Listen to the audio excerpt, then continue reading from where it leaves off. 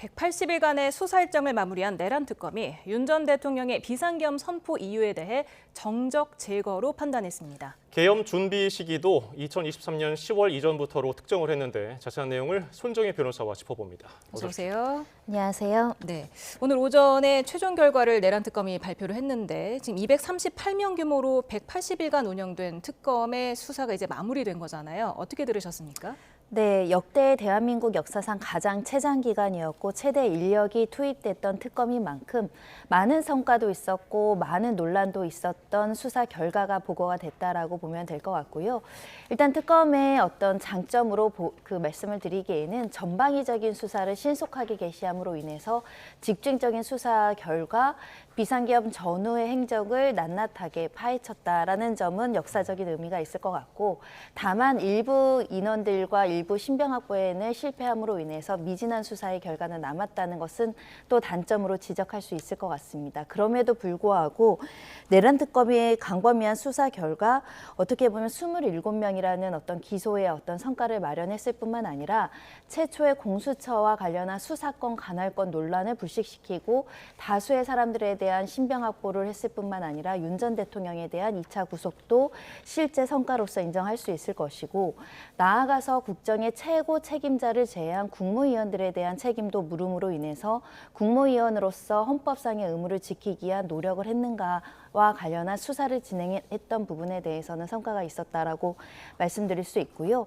아울러서 관련한 부분들, 주요 관계자들이 처음에는 입을 닫고 진술을 거부하거나 특검 수사 과정 중에 상대한 부분에 대한 진술을 확보하고 실체 진실과 가까운 진술들을 확보한 것은 특검의 성과라고 말씀드릴 수 있습니다. 예, 오늘 발표에서 눈에 띈 점은 계엄을 선포한 동기 그리고 계엄을 준비한 그 시점이거든요. 어떻게 좀 정확히 봐야 됩니까? 그렇습니다.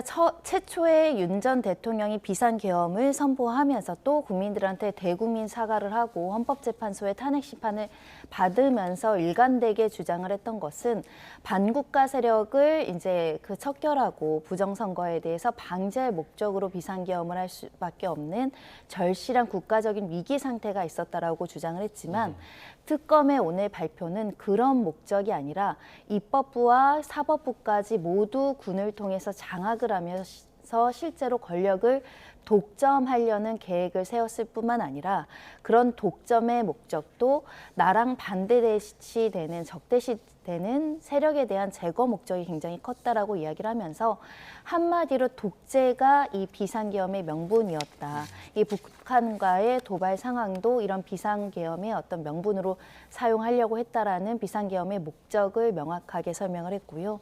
두 번째로는 즉흥적이고 우발적이거나 또는 준비되지 않은 상태에서 계엄을 어떤 계몽 성격으로 한 것이 아니라 적어도 1년, 2년 전부터 치밀하진 않았다고 하더라도 상당한 준비 기간과 상당한 준비 작업을 거쳐서 실행을 했다. 그렇기 때문에 오랜 시간 동안 비상계엄을 준비해온 정황에 대해서도 설명하고 있습니다. 네, 지금 특검에서는 노상원 수첩이 스모킹건이다 이렇게 판단을 했던데 그 이유가 뭡니까? 비상계엄의 주요 역할 수행자는 김용현 전 장관과 그 장관과 서로 모의를 오랫동안 했던 노상원의 그 여러 가지 행적들이 드러나고 있는데요. 그 행적들이 일부가 수첩에 기재되어 있기 때문입니다. 물론 다양한 내용들이 기재되어 있고 불필요한 내용도 있겠지만 핵심적인 내용으로는 일단은 모든 좌파 세력을 붕괴하겠다. 그러니까 어떻게 보면 한쪽의 반대 세력을 제거하겠다라는 목표가 설정이 되어 있고요.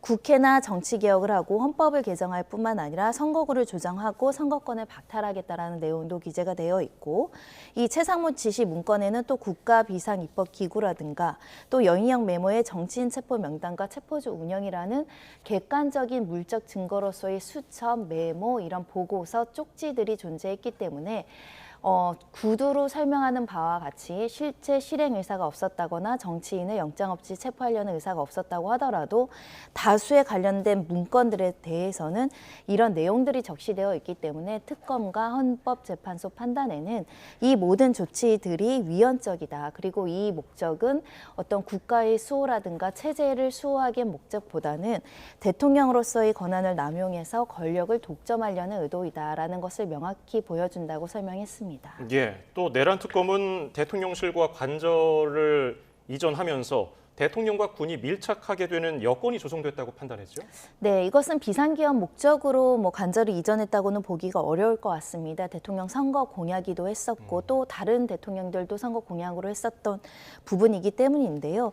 그러나 실질적으로 현실적으로 군이 가까이 있으면서 군과 접촉이 늘어나면서 특히 군 인사와 관련해서 윤 전 대통령이 많은 관심을 기울이고 특히 김용현 전 장관이 장관으로 임명됨으로 인해서 군을 통해서 권력을 장악하겠다라는 의지가 강화된 요소가 됐었을 것이라고 보이고요. 특히 군 지휘부와 대통령이 근저리에 있을 뿐만 아니라 경호처장도 근저리에 있었다는 것은 이렇게 비상계엄과 관련한 내란에 모의를 하기에 적정한 환경이 조성되어 있다라는 평가는 할 수 있을 것 같고요. 그 과정에서 견제를 하거나 주변 측근들이 이 사실을 제대로 모르고 이걸 방지하기 좀 어렵지 않았을까 생각합니다. 네. 또 하나 관심이 김건희 씨가 이 비상계엄에 관여를 했을까 아니면 정말 몰랐을까가 아니었겠습니까? 이 부분에 대해서 특검은 김건희 씨가 관여를 안 했다고 결론을 내렸죠. 그렇습니다. 김건희 여사가 국정에 다수 개입을 하고 또 윤 전 대통령과 사소한 부분까지도 논의하고 서로 의견을 모의하거나 했던 정황들을 알았던 국민으로서는 중대 사건이 비상계엄 선포 과정에서 김건희 여사가 전혀 모의하거나 논의하지 않았다는 것을 선뜻 받아들이긴 굉장히 어렵지 않을까 생각이 드는데요. 일단 특검의 설명은 이렇게 모의하거나 서로 공모를 하거나 어떤 역할을 가담했다라고 볼 만한 증거를 찾기가 어렵다. 관련자들의 진술을 확보하기가 어렵다라는 측면을 설명을 해서 실제로 진실이 김건희 여사 모르게 윤 전 대통령의 독단적인 결정으로 했을 가능성도 충분히 특검 설명대로 인지할 수 있고 수용할 수 있지만 또 반면에는 특수한 관계인 부부 관계이기 때문에 둘만 있는 사적인 내밀한 공간에서 이런 이야기를 했다라고 한다면 또 정황과 증거를 찾지 못한 한계가 분명히 존재할 것이다라는 점을 양면적으로 말씀드릴 수밖에 없고요. 다만 특검에서는 관여한 바가 없다라고 명확하게 설명하는 근거 중에 비상계엄 선포 후에 김건희 여사가 윤 전 대통령을 향해서 너 때문에 망쳤다, 잘못됐다라는 취지로 경로를 했다는 이야기를 하면서 사전에 모의됐거나 사전에 논의를 했다라면 이렇게 화를 내는 일이 없었을 것인데 이렇게 화를 낸 것을 비추어 봤을 때는 김건희 여사를 배제한 채 결정한 거 아니냐 이렇게 추론하고 있는 것으로 보입니다. 예. 그리고 내란 특검이 기소한 27명 명단 중에서 조희대 대법원장, 직위원 부장판사는 없습니다. 무혐의를 결정한 배경은 뭡니까? 네, 무혐의가 확실시 예상될 수밖에 없는 사건이었습니다. 고발이 접수돼서 수사가 개시되긴 했지만 이 고발의 기본적인 어떤 혐의의 단서는 일단 대법원과 관련해선 대법원 간부회의를 했기 때문에 신속하게 한 걸로 봐서는 혹시 대법원에서 이런 비상계엄이 선포될 걸 사전에 인지하고 공모한 게 아니냐라고 했으나 행적을 살펴보니 모의했다는 정황이 전혀 드러나지 않고 관계자들의 진술을 토대로라도 조희대 대법원장의 관여에 대한 전혀 정황이 없다라는 것이고요.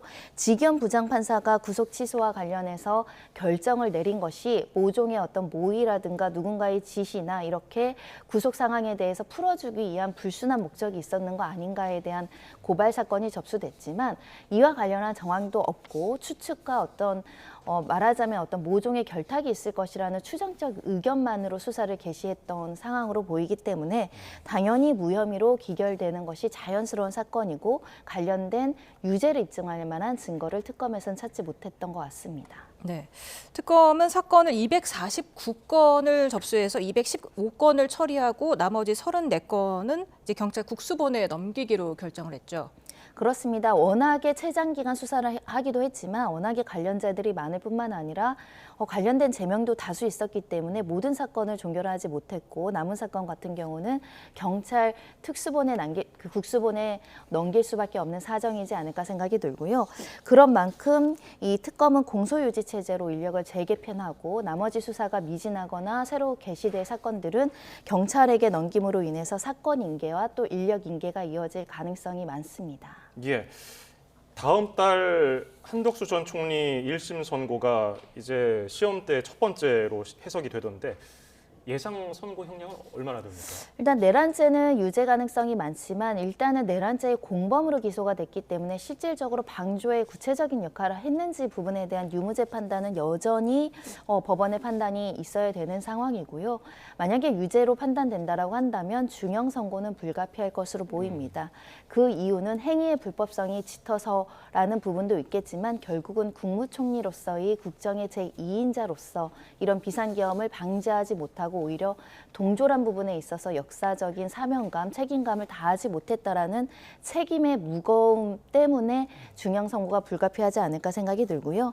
15년형을 구형을 했는데 한 10년형 이상이 나올 수 있는 가능성이 있고 또 1심 선고이기 때문에 2심, 3심 가서 또 일부 사정 변경, 예를 들면 일부 사실을 더 자백하거나 사실에 대해서 인정을 한다고 한다면 감형 가능성도 열려 있기 때문에 다소 1심에서는 중형이 나오지 않을까 생각합니다. 네, 내란 특검팀이 기소한 사건 중에 첫 선고가 오늘 나오기도 했습니다. 롯데리아 버거회동과 점집 운영한 남자 보살 또 노상원 수첩으로 잘 알려진 노상원 전 정보사령관인데 지금 징역 2년의 실형을 선고받았죠. 네, 이 사건은 내란과는 실질적인 관련성이 좀 떨어지는 개인정보를 이용해서 수사단을 만들려고 했다던가 군인 부하들에게 어떤 일정한 금품을 받고 2천만 원 상당을 받고 인사 청탁을 받았다라는 내용으로 이제 기소가 된 사건인데요. 비교적 그 징역 2년의 실형이라는 것은 중한형이 선고됐다고 볼 수 있습니다.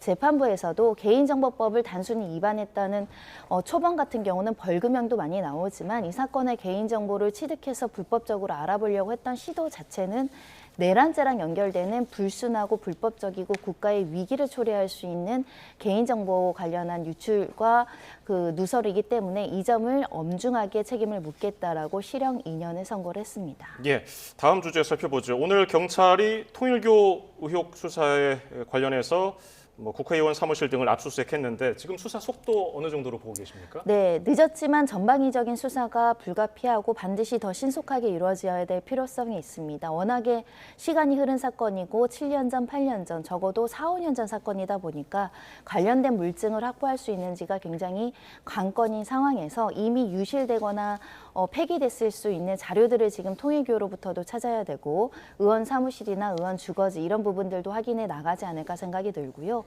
뇌물죄나 정치자금법 위반 사건은 거의 흔적을 남기지 않는 경우들이 굉장히 많기 때문에 사소한 단서라도 찾는 게 매우 중요한 실정이다. 특히 통화 내용, 문자 메시지 하나하나 또는 버려진 문건 하나하나 굉장히 중요하기 때문에 앞으로도 전방위적인 압수수색 영장은 더 많이 나올 것으로 예상되는 상황입니다. 네.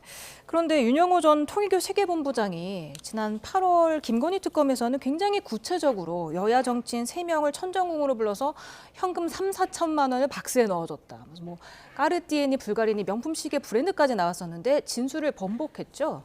그렇습니다. 진술을 번복할 수 있는 이유도 충분해 보입니다. 왜냐하면 또 다른 본인이 2차 피의자로서 소환 조사를 받을 뿐만 아니라 통일교 총재도 이와 관련한 별도의 사건으로 기소돼서 또 처벌받는다고 한다면 지금 현재 각각 2년 구형을 받고 있는 상황에서 추가 기소되면 형량이 더 늘어나거나 합산될 가능성을 배제하기 어렵기 때문에 나도 피의자로서 조사받지 않겠다라고 본인이 스스로 말한 진술을 흐트러뜨리고 회피하는 전략을 쓰는 게 아닐까라는 생각을 하고요.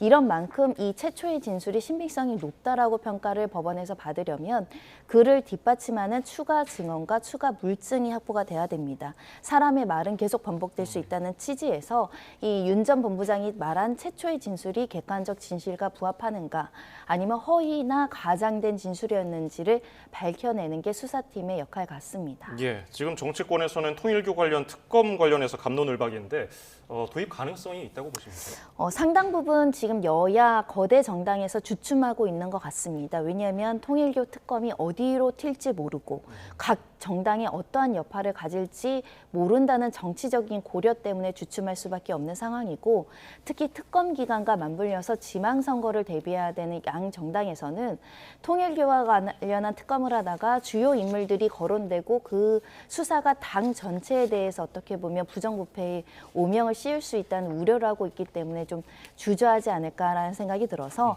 실제로 특검이 발효돼서 특검에 의해서 수사가 진행되기보다는 현재 경찰이 최대한 신속하게 해야 될 것 같습니다. 예, 오늘 말씀 여기까지 듣죠. 손정혜 변호사였습니다. 고맙습니다. 감사합니다.